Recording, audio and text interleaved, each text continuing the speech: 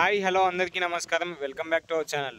రైతు భరోసా డబ్బులు నేడే విడుదల అనేది మనకైతే ప్రభుత్వం అయితే తెలియడమే జరిగిందనమాట. ఈ రైతు భరోసా డబ్బులు ఎప్పుడు రైతుల ఖాతాలో జమ అవుతాయని అయితే నేనైతే ఈ వీడియో తెలియజేస్తాను. అలాగే ఈ రైతు భరోసాకి అర్హులు ఎవరెవరు అని అయితే అది కూడా నేనైతే ఈ వీడియో తెలియజేస్తాను అనమాట. ఈ రైతు భరోసా కౌలు రైతులకు జమ అవుతుందా లేకుంటే యజమానికి జమ అవుతుందా అని కూడా నేనైతే ఈ వీడియో తెలియజేస్తాను అనమాట. అలాగే మీరు కనుక కౌలు రైతులు కనుక ఉన్నట్లయితే మీకు రైతు భరోసా కనుక జమ కావాలంటే ఎలా అంటే ప్రాసెస్ ఏంది అనేది నేనైతే ఈ వీడియో తెలియజేస్తాను. ఈ వీడియోని అయితే పూర్తి వరకు అయితే చూడడానికి ప్రయత్నించండి అనమాట. మీరు కనుక మన ఛానల్కి మొదటిసారి వస్తే ఒక సబ్స్క్రైబ్ అయితే చేసుకోండి. అలాగే ఈ వీడియోని ఇప్పుడైతే ఒక లైక్ అయితే చేయండి అనమాట. ఈ వీడియోని మీ తోటి రైతులకు కూడా షేర్ అయితే చేయండి అనమాట. వాళ్ళు కూడా ఈ యొక్క సమాచారాన్ని అయితే తెలుసుకోవడం అయితే జరుగుతుంది.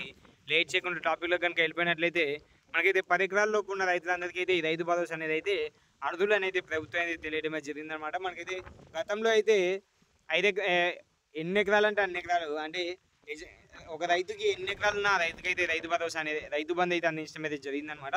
ఈసారి నుంచి అయితే రైతు భరోసాగా మార్చడం అయితే జరిగింది. ఈ రైతు భరోసా వచ్చేసి అయితే ఎకరానికి వచ్చేసి అయితే 7,500 రూపాయలు అనమాట. 7,500 రూపాయలు అయితే రైతుల ఖాతాలో జమ అవుతుందని అయితే ప్రభుత్వం అయితే తెలియడమే జరిగింది.